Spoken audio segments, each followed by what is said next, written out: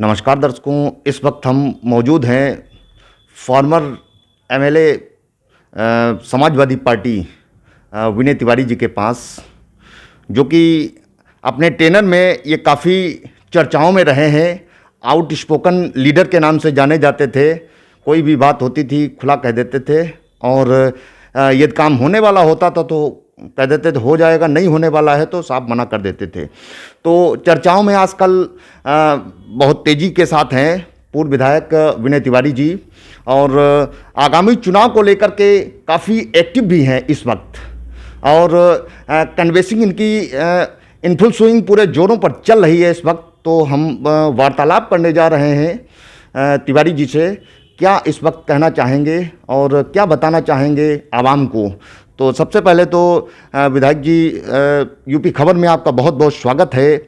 आप हमारे चैनल के माध्यम से अपनी आवाम से, और इस वक्त क्या चल रहा है चुनाव को लेकर के, क्योंकि नेक्स्ट ईयर चुनाव होने वाले हैं, विधानसभा के चुनाव होने वाले, असेंबली चुनाव होने वाले, तो क्या कहना चाहेंगे। धन्यवाद। जो वर्तमान हुकूमत है, जो उत्तर प्रदेश से लेकर के केंद्र तक जो सरकार आज के समय में डबल इंजन की सरकार चल रही है, इस सरकार ने देश की अर्थव्यवस्था को, प्रदेश की अर्थव्यवस्था को चौपट करने का काम किया है। कोरोना काल के दरमियान जिस तरीके से अपने लोगों को दुख सहन करना पड़ा, ऐसा कोई घर नहीं होगा, ऐसा कोई परिवार नहीं होगा कि जिसके नातेदार रिश्तेदारों में किसी तरीके की दुर्घटना ना घटी हो। वो हम लोगों के लिए वो एक ऐसा समय था कि जिस समय में हर व्यक्ति विपदा में पड़ा हुआ था, और उस पर भी ये सरकार, संवेदनहीन सरकार, पूरी तरीके से नाकाम रही। इन लोगों ने कोरोना काल में पूरी तरीके से ये सरकार नाकाम रही है। हम लोग जो वर्तमान समय में आगामी चुनाव हैं, चुनाव में जो दोनों हुकूमतें हैं, इन लोगों ने इस तरीके से उत्तर प्रदेश से लेकर के केंद्र तक भ्रष्टाचार, गुंडाराज, लड़कियों के साथ, महिलाओं के साथ जिस तरीके से जो लगातार कुकृत्य सामने आ रहे हैं। कल भारतीय जनता पार्टी के प्रदेश अध्यक्ष माननीय स्वतंत्र देव सिंह जी गोला नगर आए थे, तो हमने उनके आज अखबार के माध्यम से जो उनका भाषण सुना है, जो उन्होंने बताया कि समाजवादी पार्टी के कार्यकाल में गुंडाराज था, भ्रष्टाचार था। अगर इस सरकार का काला चिट्ठा इतने समय का उठा करके देख लिया जाए तो ये भ्रष्टाचार से कंठ तक डूबी हुई सरकार है। जिस तरीके से भ्रष्टाचार इन्होंने कोरोना के समय में, कोरोना काल में इन्होंने जिस तरीके से भ्रष्टाचार किया है, सैनिटाइजर के नाम पर, मास्क के नाम पर जनता का दोहन हुआ है, और जिस तरीके से जनता का दोहन इन्होंने किया है। किसानों की बात करें तो किसान लगभग 9 महीने से धरने पर बैठा हुआ है। ये गूंगी बहरी सरकारें, भ्रष्ट अधिकारी, कर्मचारी कुछ सुनना ही नहीं चाहते। माननीय प्रधानमंत्री जी ने लगभग 600 मौतें किसानों की हो चुकी हैं, और आज तक उनके मुंह से ये नहीं निकला कि किसानों के प्रति कम से कम संवेदना ही व्यक्त कर दी गई होती। जो किसानों के प्रति संवेदना नहीं है, ये पूरी तरीके से पूंजीपतियों की सरकार है, अदानी अंबानी की सरकार है, और जिन्होंने हम लोगों को ये धोखा देने का काम किया था कि हम आपके सेवक हैं, वो हम लोगों के सेवक नहीं, अदानी और अंबानी के सेवक हैं। उन्होंने देश की अर्थव्यवस्था को चौपट करने का पूरी तरीके से काम किया है। देश में जीडीपी की दर लगातार गिरती जा रही है। हम लोग लगातार इसका पुरजोर विरोध करेंगे, और समाजवादी पार्टी पूरी ताकत के साथ उत्तर प्रदेश में 300 से ज़्यादा सीटें जीतने जा रही है। आज ब्राह्मण समाज पूरी तरीके से समाजवादी पार्टी के साथ है।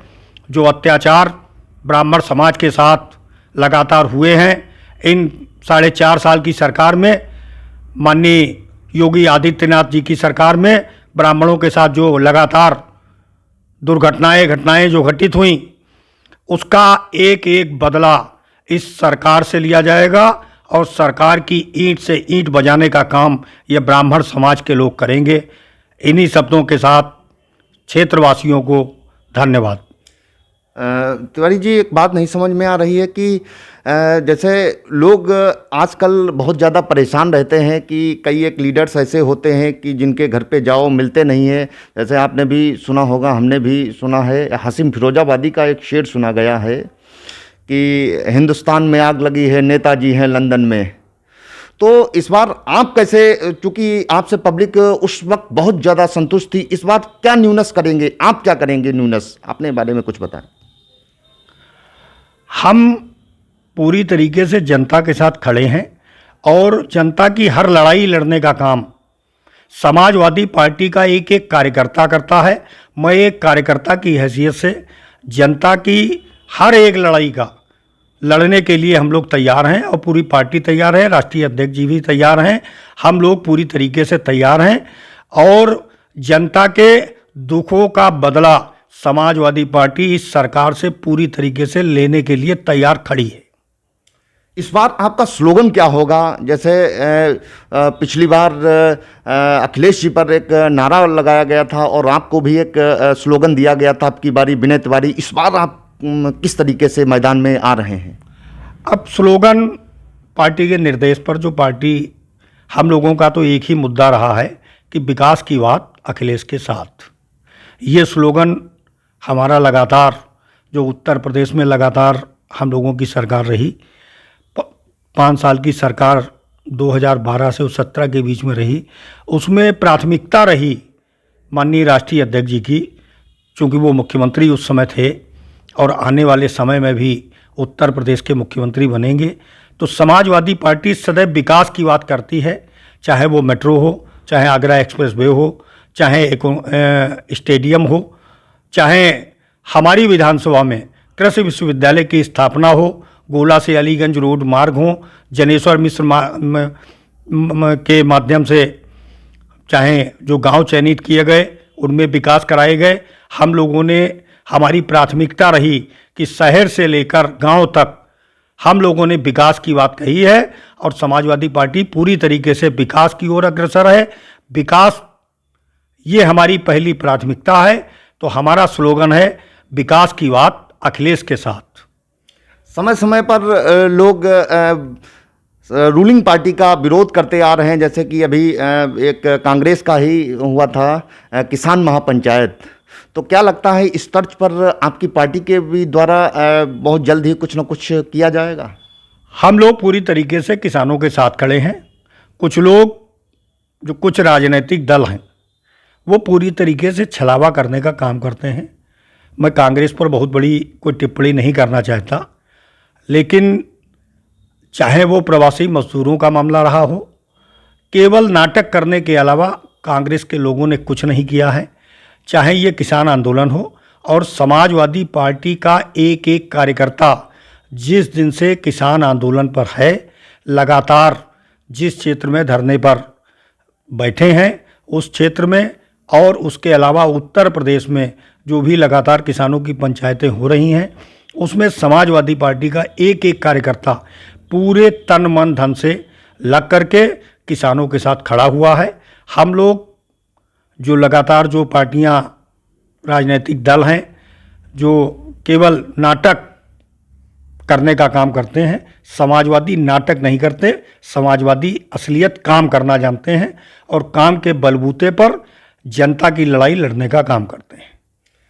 अच्छा विधायक जी, आपने कहा कि ब्राह्मण समाज सपा के साथ जुड़ रहा है और ज़्यादा से ज़्यादा जुड़ा है, तो अभी देखा गया है कि बसपा के साथ भी ब्राह्मण समाज ज़्यादा से ज़्यादा जुड़ रहा है, तो इस पे आप क्या कहना चाहेंगे? हमारे नेतृत्व में लगातार जो हमारे बुजुर्ग और संरक्षक माता प्रसाद पांडे जी हैं, उनके साथ मनोज पांडे जी, संतोष पांडे जी, एक जो टीम लगातार काम कर रही है, ये प्राथमिकता हम लोगों की है कि हम लोग ब्राह्मण समाज की हर लड़ाई को लड़ने का काम करेंगे। और समाजवादी पार्टी नेतृत्व ने ये निर्णय लिया है कि ब्राह्मणों की हर लड़ाई लड़ने का काम किया जाएगा। भगवान परशुराम जी की मूर्ति की स्थापना के लिए भी हम लोगों की तैयारियां चल रही हैं। वो हम लोग भी उस तैयारी में भी जुटे हुए हैं। इसके साथ साथ जो बहुजन समाज पार्टी है, बहुजन समाज पार्टी ने 2007 से पहले भी सोशल इंजीनियरिंग पर काम किया था और सोशल इंजीनियरिंग पर काम करने के बाद उस समय उनका एक नारा था जो उन्होंने कहा था कि ब्राह्मण दलित गठजोड़ बनाने का काम किया था। 2007 में सरकार बनने के बाद सबसे ज़्यादा हरिजन एक्ट के और जो अन्य प्रताड़ित करने का काम बहुजन समाज पार्टी की नेत्री ने किया था, उसका भी बदला हम लोग पूरी तरीके से लेने का काम करेंगे। आने वाले 17 सितंबर के बारे में कुछ हमारे दर्शकों को बताएं। भगवान विश्वकर्मा की जयंती है, इस अवसर पर कुछ दर्शकों को बताएं।